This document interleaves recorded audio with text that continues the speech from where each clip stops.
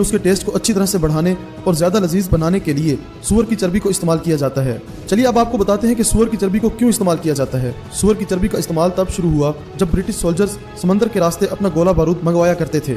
समंदर में आने की वजह से बारूद में नमी पैदा हो जाती थी, जिसकी वजह से वो बारूद बेकार हो जाता था। इसलिए इन्होंने बारूद को सूअर की चमड़ी की बनी पॉकेट्स में डालकर भेजना शुरू किया, जिससे उनका बारूद महफूज तरीके से पहुंचने लगा और वहीं से पहली बार सूअर की चमड़ी को इस्तेमाल किया गया। बाहर के ममालिक में सूअर के गोश्त को काफी पसंद किया जाता है क्योंकि उसमें प्रोटीन की मिकदार काफी ज्यादा होती है। इसलिए आपको बाहर के ममालिक में पिग फार्म्स देखने को मिल जाएंगे। सूअर में चर्बी की मिकदार काफी ज्यादा होती है और इसकी चर्बी किसी काम की नहीं होती बल्कि मुजरे सेहत होती है, इसीलिए उसे जला दिया जाता था। मगर फिर इंडस्ट्रीज ने सूअर की चर्बी से पैसा कमाने का सोचा और उन्होंने पैसा कमाना शुरू कर दिया। उन्होंने इसे साबुन, सर्फ और दीगर ऐसे प्रोडक्ट्स में इस्तेमाल किया जिनके बारे में लोग नहीं जानते थे और आहिस्ता आहिस्ता खाने की अशिया बनाने वाली कंपनीज भी सूअर की चर्बी में इंटरेस्ट दिखाने लगे। इन्होंने खाने के टेस्ट को बढ़ाने के लिए सूअर की चर्बी को इस्तेमाल करना शुरू कर दिया। इन्होंने इसे पिग फैट का नाम दिया, जो कि उनके इंग्रेडिएंट्स में भी लिखा जाने लगा। जब कई ममालिक ने इस पर बैन लगाया तो इन्होंने पिग फैट का नाम बदलकर ई रख दिया। ये जो नंबर स्क्रीन पर आपको नजर आ रहे हैं, ये अगर आपको किसी भी प्रोडक्ट पर नजर आए तो समझ जाएं इसमें सूअर की चर्बी या गोश्त का इस्तेमाल किया गया है।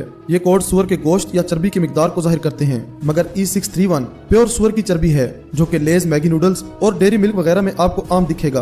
फूड इंडस्ट्रीज ने तो ये भी कहना शुरू कर दिया कि थोड़ी मिकदार में पिग फैट खाने से कुछ नहीं होता, मगर मेडिकल साइंस के मुताबिक ये बहुत ही नुकसानदेह चीज है। न जाने हम दिन भर में कितनी ऐसी अशिया खाते हैं जिनमें ऐसी हराम चीजों को इस्तेमाल किया जाता है। इनमें चॉकलेट, कॉर्नफ्लेक्स, पैक्ड फूड, मिठाइयाँ और दीगर भी बहुत सी अशिया शामिल हैं, मगर मेरा फर्ज था आपको आगाह करना। आप जरूर इन कोड्स को चेक करके चीजों को इस्तेमाल करें। अब आपका फर्ज है कि इस वीडियो को दूसरे मुसलमानों तक पहुंचाएं।